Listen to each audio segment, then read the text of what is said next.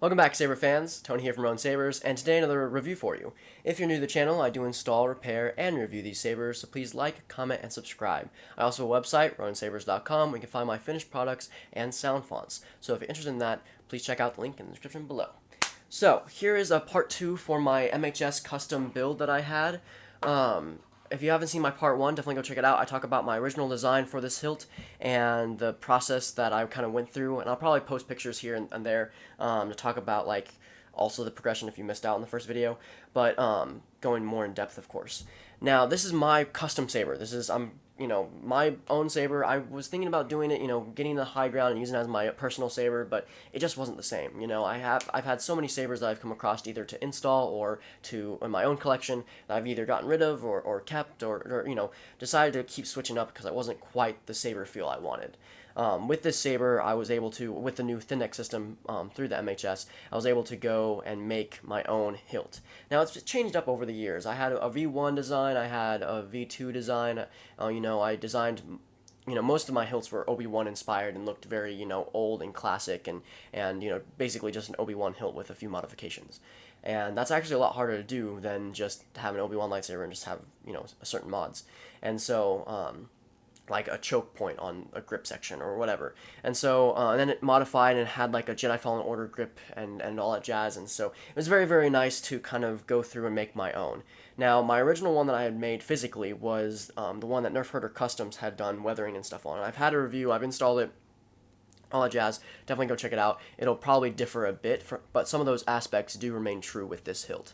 Now, this hilt is very, very cool in so many ways. I was able to keep the Jedi Fallen Order kind of grip style here. I was able to keep the green and red greebly buttons since I actually used the same exact design in my original design from Nerf Herder Customs. And then I kept a lot of kind of the designs. I kept this little claw thing that was on my original saber as well.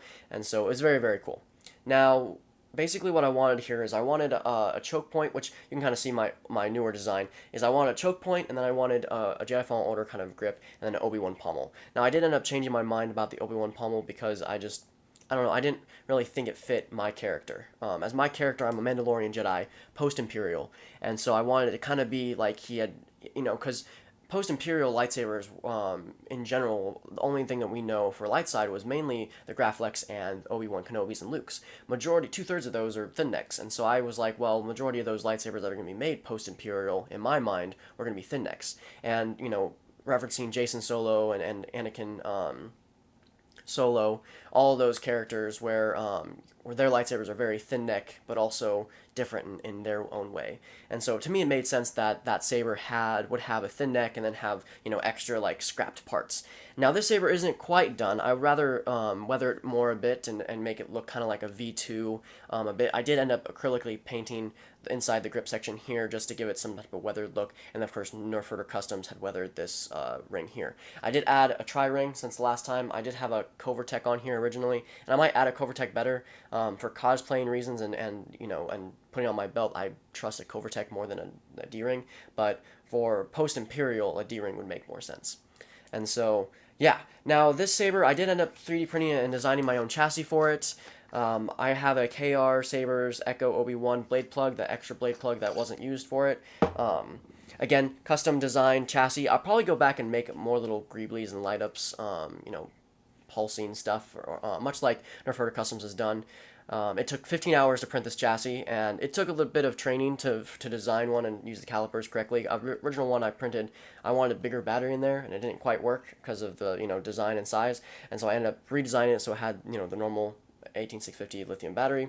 And so yeah, and then I have Profi board access and stuff. If I want even more access, I can undo this top screw on my control box and pull it farther so I can reset the board, which is very, very convenient because the fonts on this saber are going to change drastically all the time because it is my saber. So I'm going to put tons of sabers on here, and the sabers you'll see in this video aren't going to be the ones that I keep on the saber all the time. I'm going to end up going through and changing them and adding them. And of course, as I make more fonts and as Kyberphonic or Ksith add more fonts, I'll probably adjust this list and stuff like that. One Saber font that I do want to add to this that has come out recently is the Eternal Twins from Ksith and Kyberphonic. As a twin myself, having an Arcan and Thexan font, I really, really need that on my saber. And so my original character saber had a yellow lightsaber, but my personal saber now is kind of a light blue like that one there. And so, yeah.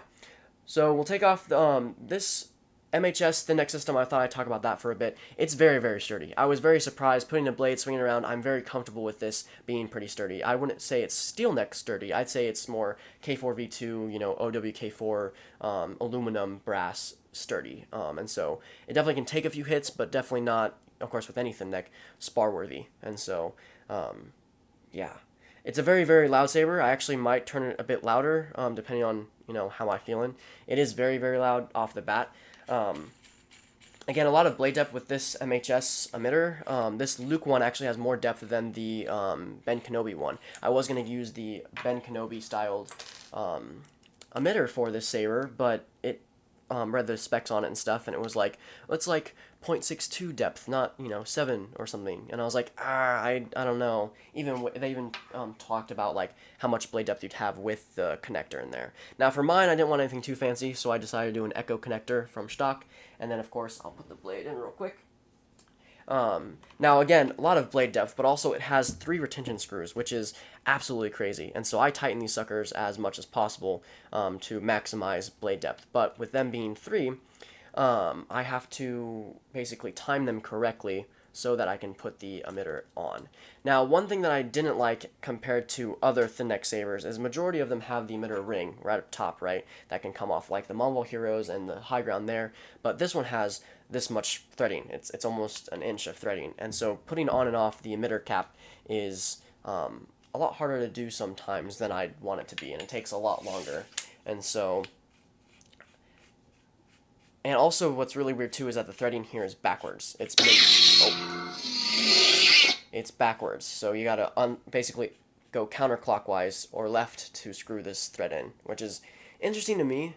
I did end up gluing all the pieces that were part of the thin neck area with like thread lock and stuff, so it's not going anywhere. But I need to glue this piece here still, but a lot of threading. But that's good because it's not going anywhere. It just means I have to be more preemptive about taking off and on my blade. And so, with that intact, we'll show you off some of the fonts. Now, disclaimer, I do have a new font being released and being dropped, and it's supposed to be my personal lightsaber sound font. It will be available for sale, of course. I will probably try to make one for myself that's unique and stuff, but this version of it will be available for sale on my website, RotJsabers.com. So, without further ado, let's get to the fonts. Alright, so this is using a Vader's Vault blade, 32 inches. For thin neck sabers, I recommend 30 to 32 inch, well, 32 inch and lower. Anything between there, it seems to be a very good mix. I'm also short, so yeah. But, so I'll go back one font. Prepare a boarding party. Got a passive battery monitor, might be a bit low.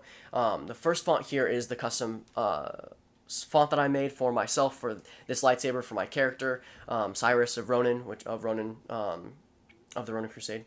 And so you guys get to see it for the first time here on as the saber. So this is called Mando Jedi. For Mandalore! So this is supposed to be, again, I'm a Mandalorian Jedi, so I wanted to mix a lightsaber, sound with a dark saber sound, and this is what you get. Of course, it has the light blue, which is my blade, blade color, but also has a custom blade style made by Fet263's dark saber blade that was modified by me. So it's very cool. It's the dark saber animation style, but light blue. It has a little dark blue going through it as well. It has a white swing, but it's an unstable white swing.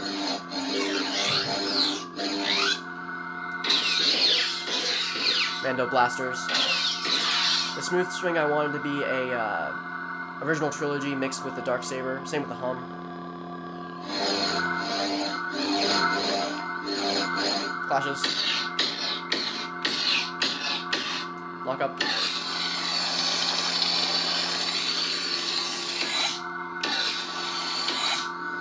Force effects.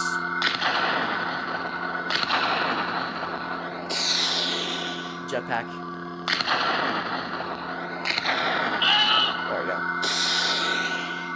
So yeah, multi-blast, begin and end. Kill this stupid brute! Stop playing games! I'll be doing a full sound font review on my channel for those that are interested for all the stuff. I did make a CFX version as well, so that will be available. And so, yeah. So next up, this is just one I made for fun. It's kind of a mixture of Kyberphonics and K-Sith's fonts, just the audio that I liked. This is what my actual saber would be, probably. I did make the smooth swing for this, though. This is an original trilogy ESB kind of smooth swing. I haven't actually released it yet, but I probably will make one. So, yeah. Next up. Luke! This is my RotJ Hero, is also available. Sound font.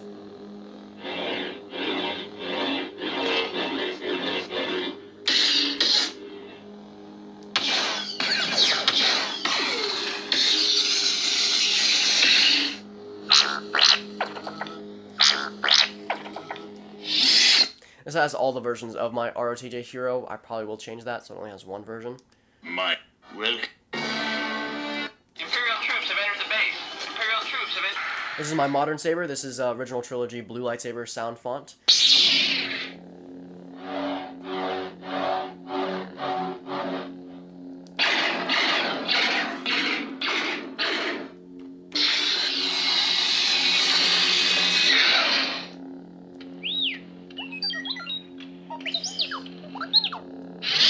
Very nice standard kind of style.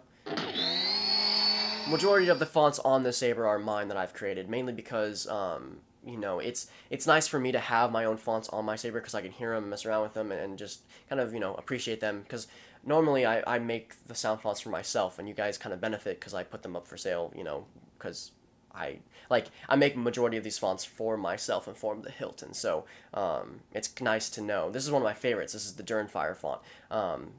Ironically, I wanted this to be kind of like my personal font, but it ended up changing to be a Cornhorn-inspired font.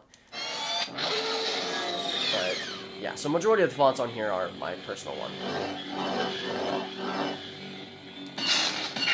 Again, all these fonts are available on my website and Etsy. Of course, Durnfire could change his fonts, or his crystal, to purple. And you can see, oh, my blade's going loose. Those orange blasters a bit better.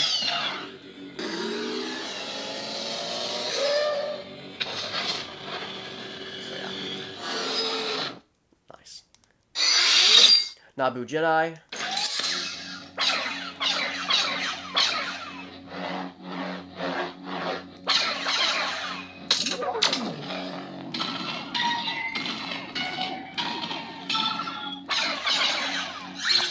Very fast retraction.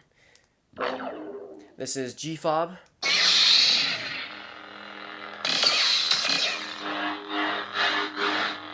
My blade's still coming loose.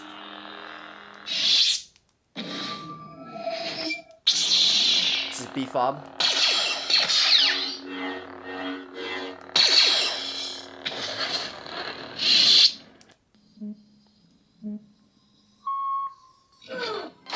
Last but not least, I believe this is one of my last fonts. This is the Rescue by K-Sith. Now, of course, I do plan on putting more on there, and this font change or list will change and stuff. And I might do an update if you guys dig it. I probably will do a, you know, update on this and put, you know, all the fonts on there and be like, oh yeah, I took off this but added this, you know, just like RTJ Hero and the Eternal Twins.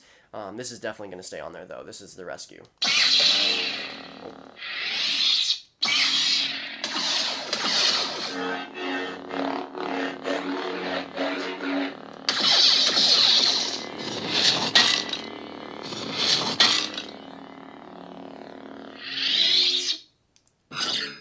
This is Knight and the Dragon by Lord Blanco.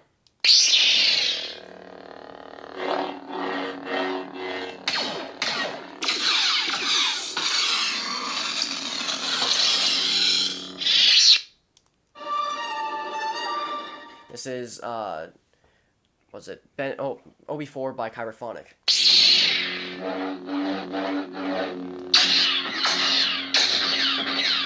Let me see your identification. You don't need to just... This is ESB Graflex V2 by Kyberphonic. Same but smooth swing, different blasters.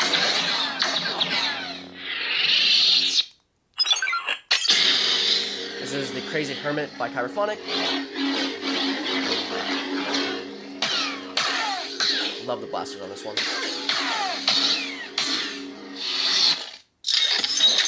This is my Arkan inspired sound font. I probably will end up replacing it with Arkan or the Eternal Twins by Kyberphonic and K-Sith. This is Jedi Commando. I forget who the font maker is, but Jedi Commando is the font.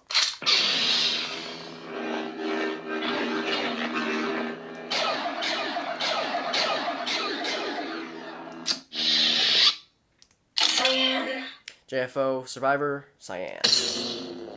This one color changes directly to a stable blade.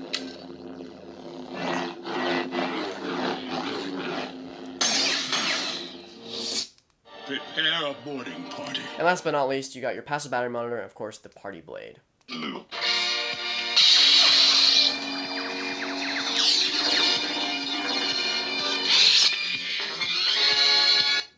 So that includes all the fonts so far on my custom MHS Saber. Of course, I'll weather it up and give you guys updates on my social media and whatnot about where the Saber goes and whatnot. I'm very pleased with it. I'm going to take the Saber everywhere I go, to cons, to the grocery store, anywhere I can, just to have it on me. And so I hope you enjoyed it. I'm definitely going to enjoy the heck out of the Saber. Of course, have a wonderful day, and may the Force be with you.